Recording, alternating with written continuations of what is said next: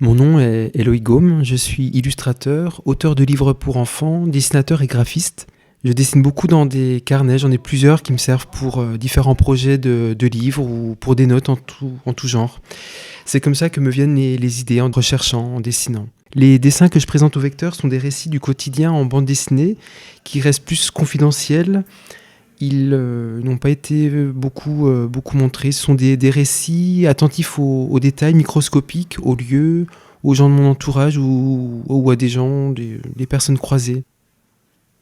Ces histoires ont un effet grossissant sur des situations, des événements anodins. Ce sont comme des fenêtres que l'on ouvrirait et refermerait à un moment donné. Ce sont des récits assez condensés. Je fais en sorte qu'on saisisse le contexte, le lieu, mais toujours avec une certaine économie de mots et de dessins. L'observation est importante. Finalement, ce n'est pas moi que je raconte, mais ce sont les autres. Ce sont des récits assez pudiques, finalement. J'ai d'abord publié ces récits quasiment instantanément, tous les mois pendant 3 ans, sous la forme de mini-cahiers de 16 pages. J'avais intitulé le projet Waffle. Waffle comme gaufre en néerlandais, pour parler des gaufriers, des petites vignettes dans le jargon de la bande dessinée.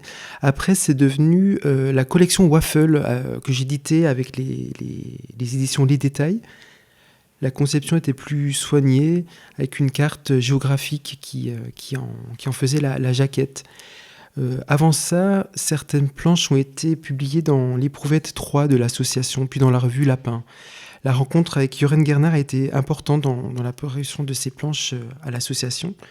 C'est Jean-Christophe Menu qui était éditeur à l'époque. J'étais encore étudiant à l'atelier de communication graphique à la Cambre, à l'époque. Il y a toujours un certain émerveillement à dessiner, à être le premier à se lire. C'est toujours une phrase, une tournure qui me vient au début pour écrire.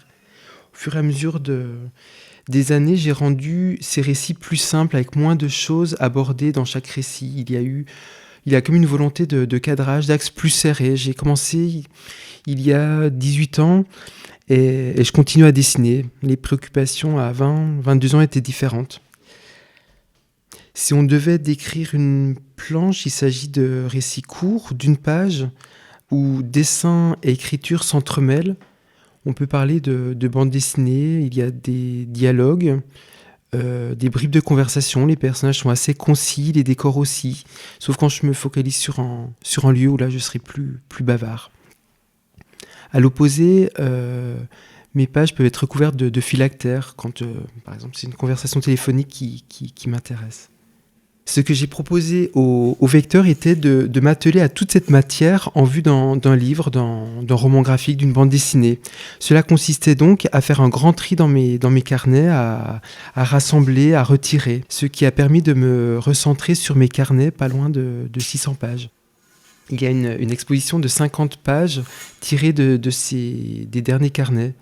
On y voit les ratés, les annotations, les textes qui ne sont pas bons, que je reprends, que je barre. L'exposition s'appelle Loïc Gaume livre ses carnets. Il y a dans le titre l'idée de confier. Il y a aussi l'évocation au livre. Tout mon travail tourne autour du livre finalement.